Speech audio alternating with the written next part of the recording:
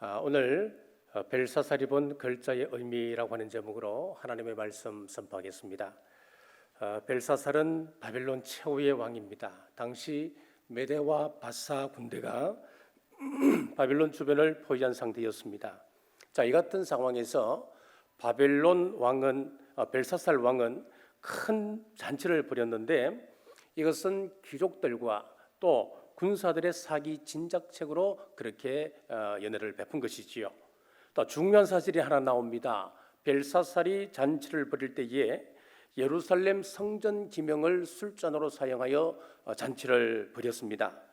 이것으로 이방신들을 찬양하고 하나님을 업신여기고 모독하는 일을 자행했습니다.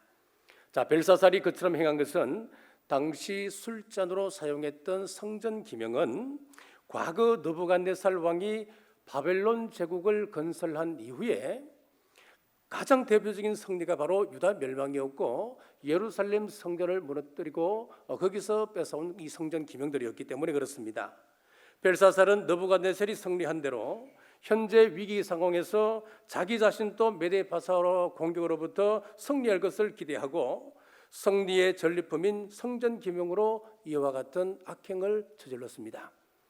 이로 인해서 그의 모든 악행과 하나님을 향한 모독적인 행위에 대해서 심판을 알리는 글자가 벽에 기록되었고 그날 즉시 하나님의 심판이 단행되었습니다.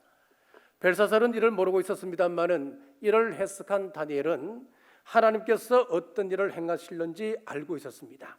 오늘 말씀을 통하여 하나님의 뜻이 무엇인지 우리 자신들에게 적용하는 그런 시간 되시기를 간절히 바랍니다. 첫째, 메네의 의미입니다. 26절입니다. 그 글을 해석하건대 메네는 하나님이 이미 왕의 나라의 시대를 세워서 그것을 끝나게 하셨다 하며 첫째 글자는 메네였습니다. 메네라고 하는 단어는 세다라고 하는 의미가 있습니다. 하나님께서 심판날을 이미 이룰 것을 알고 세고 계셨다고 하는 것입니다. 또 정하다 하는 의미가 있습니다. 심판날을 분명하게 확정하셨다 그런 의미입니다. 여러분, 개인이든 단체든 아니면 온 인류가 되었든 하나님께서 그 각각에 대해서 심판을 확정하셨습니다. 다만 우리가 모르고 있을 뿐입니다. 하나님께서 이 인류의 종말을 세고 계십니다. 그런데 무지한 우리가 그것을 알지 못하고 있을 뿐이에요. 어쩌면 우리에게 주어진 매일매일이 하루를 시작해서 저녁이 되는 순간이 심판날과도 같을 수 있습니다. 한 주를 시작하고 한 달을 시작하고 한 해 1일을 시작하고 마지막 되는 그날 우리는 한 해의 심판을 경험할 수도 있습니다. 그래서 우리는 꼭 하나님께서 어느 순간에 내 개인적인 종말이 있을 수 있다고 하는 것을 염두에 두셔야 합니다. 이 의식을 가지고 있어야 성도다운 삶을 살 수가 있습니다.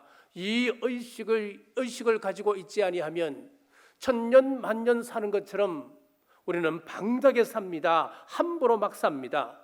벨사살은 이를 알지 못하였기 때문에 악행 가운데 심판받고 그런 죽임을 당했습니다. 우리는 어떤지요?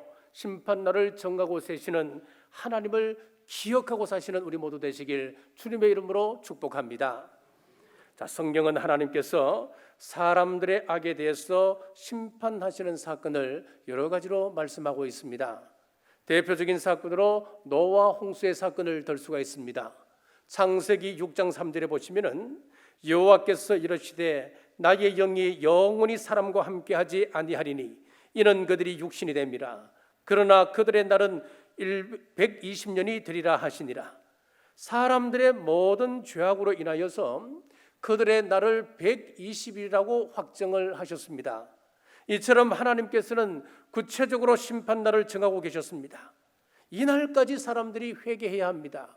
그런데 사람들은 회개하지 않습니다. 결국 노아 가족을 제외한 모든 사람들은 다 심판 가운데 들어갔습니다. 신약 초림 때도 예수님께서 중요한 말씀을 하십니다.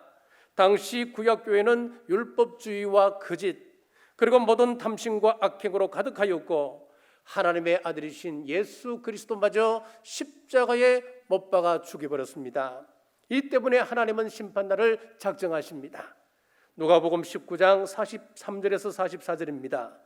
날이 이를지라 내 원수들이 토둔을 쌓고 너를 둘러 사면으로 가두고 또 너와 및 그 가운데 있는 내 자식들을 땅에 메어치며 돌 하나도 돌 위에 남기지 아니하리니 이는 내가 보살핌 받은 날을 알지 못함으로 인함이라 하시니라. 여기서 우리가 주목해야 할 말씀이 있는데 날이 이를지라라고 하는 말씀입니다. 이 말씀은 심판날이 작정되어 있다고 하는 것입니다. 주님께서는 분명히 이스라엘의 심판날을 작정하셨습니다. 분명히 알리셨지만은 이스라엘은 회개하지 않았기 때문에 AD 70년 디도 장군으로부터 처절한 심판을 받게 됩니다. 다니엘서 9장과 12장에도 종말 재림에 관한 매우 중요한 계시가 기록되어져 있습니다. 우선 다니엘 9장 24절에서 27절은 종말 재림과 관련해서 하나님께서 분명한 스케줄을 정하고 계심을 우리에게 가르쳐주고 있습니다. 다니엘서 9장 24절부터입니다.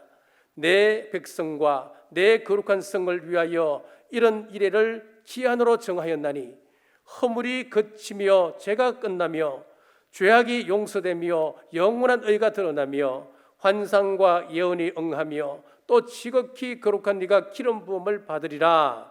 여기서 70일이라고 하는 것은 해의 기준으로 하나님께서 마지막 심판을 확정하셨다라고 하는 의미입니다.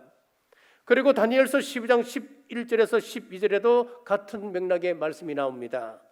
매일 드리는 제사를 폐하며 멸망하게 할 가증한 것을 세울 때부터 1290일이 지낼 것이요 기다려서 1335일까지 이르는 그 사람은 복이 있으리라. 1290일, 1335일 날수까지도 확정되었다는 것을 가르쳐주고 있습니다. 여러분, 하나님께서 심판의 날을 확정하심을 기억하시고 심판을 준비하는 삶을 살아가는 우리 모두 되시길 주님의 이름으로 축복합니다. 그래야 지역적인 문제에 여러분 매몰되지 않습니다. 그래야 신앙의 본질을 추구하며 우리는 한 걸음 한 걸음 나아갈 수가 있습니다. 지구 종말 시계라 하여 1947년도에 우리가 잘 아는 아인슈타인을 비롯한 여러 과학자들이 지구의 운명이 마지막에 이르렀다고 하는 것을 가르쳐주기 위하여서 그들은 이렇게 발표했습니다. 지구 종말을 영시로 보고 1947년 그 당시를 지구 종말 전 7분이라고 발표를 했습니다. 그러니까 밤 11시 53분이다 라고 했습니다. 그랬던 것이 작년입니다. 2019년도에는 환경 문제, 식량 문제, 전쟁 문제 등으로 인해서 지구가 멸망을 2분 앞두고 있다. 그렇게 발표를 했습니다. 여러분, 이것은 종교의 발표가 아닙니다. 교회 이야기가 아닙니다. 과학자들의 발표예요. 그리고 올해 2020년 1월 달에는 100초 전이라고 이야기했습니다. 지금까지는 그래도 분 단위로 지나갔습니다만은 2020년부터는 초 단위로 흘러가고 있다라고 하는 것입니다. 그만큼 긴박하다고 하는 이야기입니다. 현재 지구촌을 처절한 고통으로 몰아넣고 있는 코로나는 1월 달에 이들이 발표할 때는 염두에 두지 않았습니다. 넣지 않았습니다. 만약에 코로나까지 반영을 했다면 그 시기는 좀 더 빨라졌지 않을까요? 자, 이와 같은 과학자들의 발표는 결코 허언이 아닙니다. 환경학자들 그리고 과학자들의 정언에 의하면 현재 지구에는 매일입니다. 이 매년이 아니고 매일 1억 1천만 톤의 지구온난화 독소를 배출하고 있다고 이야기합니다. 산업 현장의 폐기물, 가정의 쓰레기, 플라스틱 폐기물, 매연 등으로 지구를 더럽히고 있다고 말을 합니다. 이 같은 독소의 해악은 그 위력이 어마어마합니다. 과거 2차 세계대전 당시 일본 히로시마에 떨어졌던 원자탄, 나가사키에 떨어졌던 그 원자탄, 자, 그 원자탄이 매일 50만 개 이 땅에 터뜨려지는 것과 똑같은 그런 독소를 지금 매일 퍼뜨리고 있다고 하는 것입니다. 50만 개, 여러분 상상이 갑니까? 한 개만 터뜨려도 그렇게 어마어마한 피해가 몇십 년, 몇백 년까지 흘러가는데 하루에 그러한 원자탄이 50만 개가 터뜨려지고 있다. 여러분, 지구 종말은 더 이상 먼 이야기가 아닙니다. 가만두어도 인류는 공멸할 위기에 처해 있다고 하는 것입니다. 지금 미국에서는 이런 종말 상황을 준비하는 프레프들이 있습니다. 이 프레프들이 미국에서만 얼마냐 하면은 3,500만 명입니다. 우리 남한의 인구가 5천만 아닙니까? 거의 우리 남한 인구와 비슷한 3,500만 명이 프레프들이 활동을 하고 있다는 거예요. 이 사람들이 어떻게 하는 줄 아십니까? 지하 7층 깊이에 벙커를 팝니다. 핵전쟁이 일어날 경우를 대비해서 거기에서도 살아남을 방법을 강구하고 있습니다. 튼튼하게 짓습니다. 그 안에 개인 병원을 넣기도 하고 또 종자를 다 모아서 종자 공장을 거기다 따로 보관을 하기도 하고 여러 가지 방법을 강구하는데 우리의 상상을 초월합니다. 우리는 시대를 보고 사람들의 죄악을 보고 또 하나님께서 보이시는 재림의 징조를 보고 깨어나야 합니다. 심판의 날을 확정하시고 정하신 그날을 세고 계심을 우리는 늘 기억하고 그날을 준비하며 살아가는 남북의 모든 성도들 되시길 주님의 이름으로 축복합니다. 둘째는 대결의 의미입니다. 27절입니다. 대결은 왕을 저울에 달아보니 부족함이 보였다 하며, 자, 저울이라고 하는 것은 무게를 다는 도구이지요. 저울과 관련해서 대겔로 번역된 히브리 원문을 보면 데칼입니다. 이 데칼은 달다, 재다라고 하는 의미를 가지고 있습니다. 달다라고 하는 것은 무게를 염두엔 말이고 재다라고 하는 것은 크기와 관련이 있습니다. 즉 분량을 이야기합니다. 분량은 겉으로 드러나는 행위라 할 수 있고 무게는 우리의 내적인 마음을 말합니다. 여러분, 하나님께서는 우리의 행위를 달아보실 뿐만 아니라 우리의 마음, 우리의 생각, 우리의 입술의 언어까지도 다 심판하고 계신다는 사실입니다. 그렇습니다. 하나님은 우리의 마음을 보십니다. 우리의 행동을 보십니다. 우리의 모든 것을 다 보시고 꿰뚫어 측정하십니다. 그리고 정한 심판날이 이르면 다 심판하십니다. 성경은 하나님께서 어떻게 심판하시는가를 여러 곳에서 말씀을 하고 있습니다. 사무엘상 2장 3절에 보시면은 하나님께서 사람들의 행동을 달아보신다라고 말씀하고 있습니다. 심히 교만한 말을 다시 하지 말 것이며 오만한 말을 너희 입에서 내지 말지어다. 여호와는 지식의 하나님이시니 행동을 달아보시느니라. 말뿐만 아니라 어떤 행동을 하고 그 행동 이면에 어떤 마음이 있는지를 똑똑히 보시고 그 모든 것들을 저울에 달아보시듯 우리의 모든 것을 달아보신다라고 사무엘서에서 말씀하고 있습니다. 로마서에 보면은 사도 바울이 조직 신학적으로 굉장히 복음을 잘 설명을 하고 있습니다. 자, 거기 보시면은 하나님께서 예수님으로 말미암아 사람들의 은밀한 것을 심판하시는 그날이 이른다라고 말씀하고 있습니다. 로마서 2장 16절입니다. 곧 나의 복음에 이른 바와 같이 하나님이 예수 그리스도로 말미암아 사람들의 은밀한 것을 심판하시는 그날이라. 우리가 복음 그러면은 모든 사람이 죄악 가운데서 구원받는 것을 이야기합니다. 마귀의 자녀된 것에서 하나님의 아들로 신분이 바뀌어진 것, 과거의 죄된 생활에서 의로운 삶으로 살아가는 것, 그것을 우리는 복음이라고 지금까지 들어왔습니다.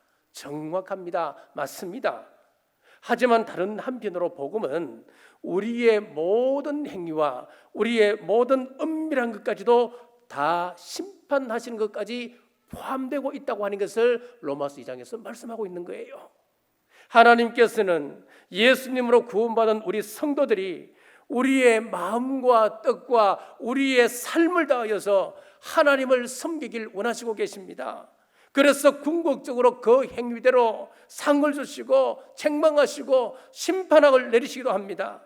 이 또한 사도 바울이 우리에게 전한 복음의 내용입니다. 자, 계시록에 보시면은 종말 재림 때에 거룩한 성에 들어갈 자와 성에 들어가지 못할 자를 구별하고 있습니다. 성에 들어가지 못하고 멸망받을 자는 어떤 자들일까요? 요한계시록 22장 15절 말씀입니다. 개들과 점술가들과 음행하는 자들과 살인자들과 우상 숭배자들과 및 거짓말을 좋아하며 지어내는 자는 다 성 밖에 있으리라. 여기서 개들은 행위가 부족하고 부정하고 정직하지 못한 자들을 이야기합니다. 점술가들은 우상 숭배자들입니다. 점치는 자들입니다. 음행자들은 말 그대로 영적으로 육적으로 음행하는 자들입니다. 살인자들은 사람을 해하는 자들입니다. 우상 숭배자들은 다른 신을 섬기고 탐심을 쫓는 자들입니다.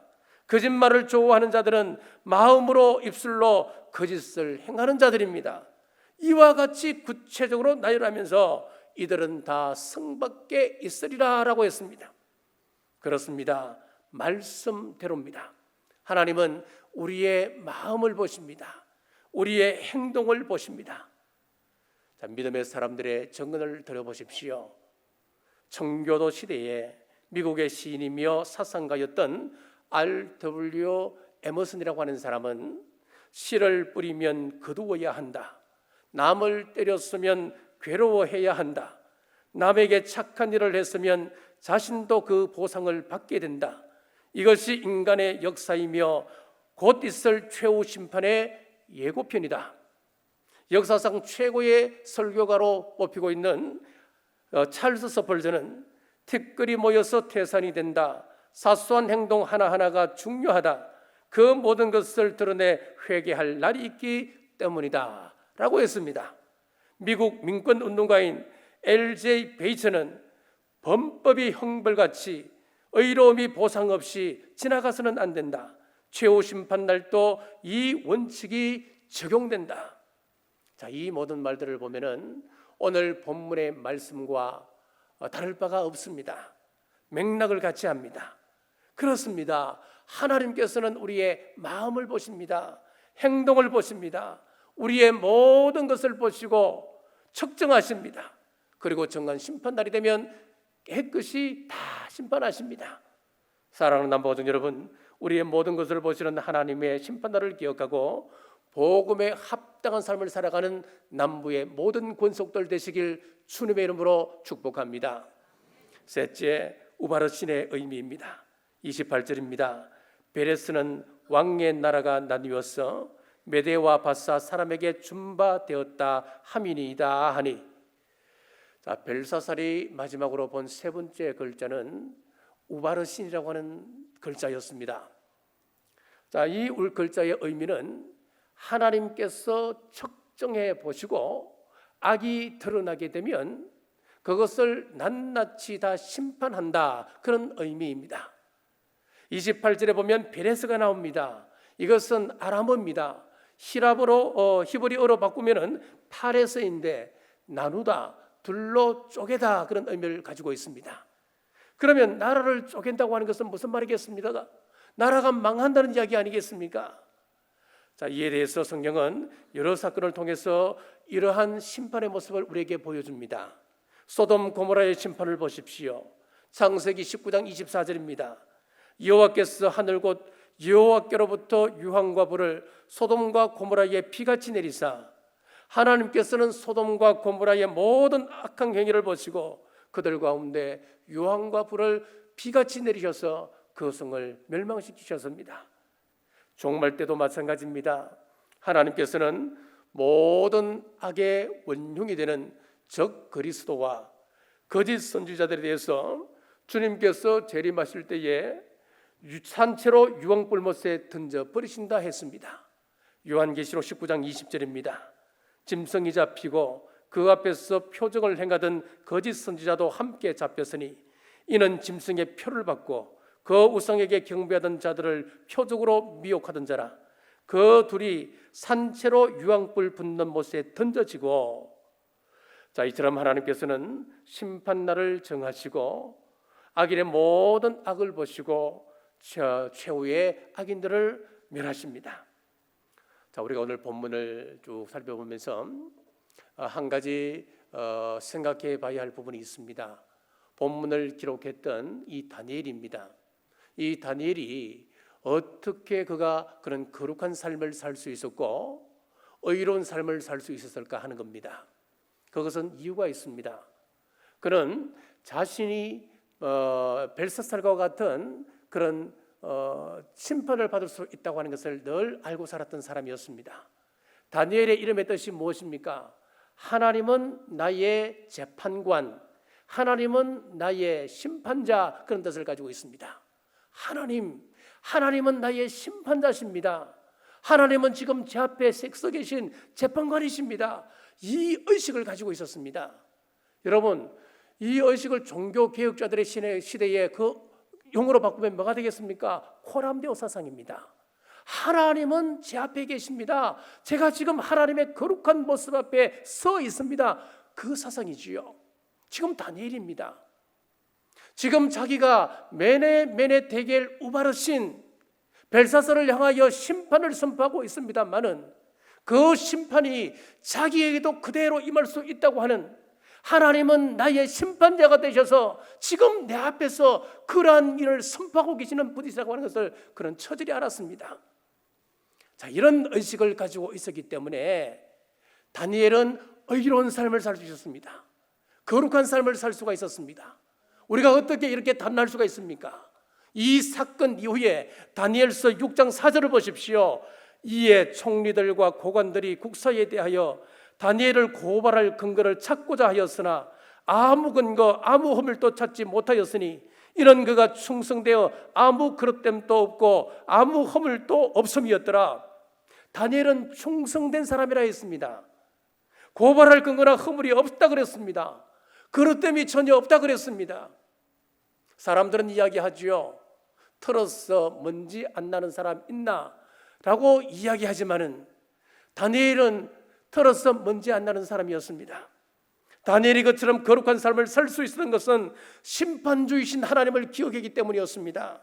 자기가 정언하고 해석한 메네 데겔 우바르신이 자기에게도 동일하게 적용될 수 있다고 하는 것을 그는 확신했기 때문이었습니다.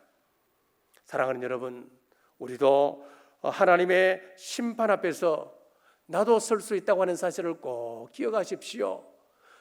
이 다니엘처럼 하나님은 나의 심판자, 우리도 그와 그 같은 모습을 늘 기억하고 하나님 앞에서 다니엘처럼 의롭고 거룩한 삶을 살아가는 남부의 모든 권속들 되시길 주님의 이름으로 축복합니다. 말씀을 맺겠습니다. 메네는 하나님께서 심판날을 정하셨다라는 말입니다.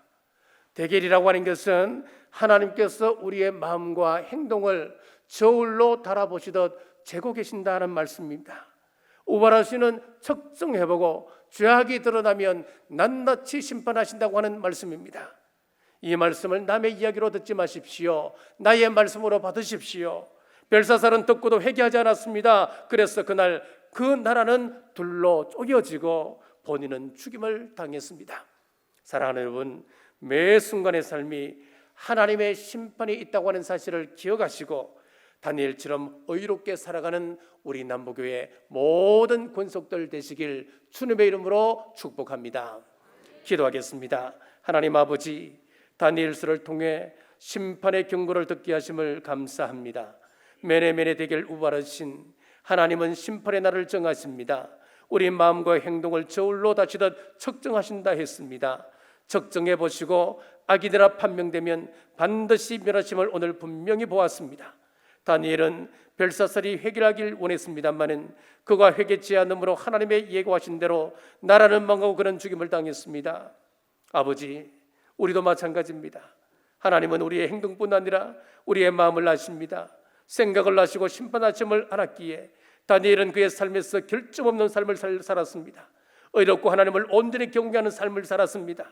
우리 남부의 권속들 또한 벨사살에게 임한 그 심판이 우리에게도 올 수 있음을 알고 다니엘처럼 거룩한 삶 살게 하옵소서. 우리 교회가 비전 2027을 선포했습니다. 우리 교회로 나누는 교회 삼으셔서 감사합니다. 하나님의 뜻을 이루려 힘쓰는 교회 삼으셔서 감사합니다. 교회의 비전이 나의 비전되어 기도하며 기쁨으로 동참하여 교회를 통하여 역사하시는 하나님의 복을 다 누리게 하옵소서. 다시 오실 예수님 이름으로 간절히 기도드리옵나이다.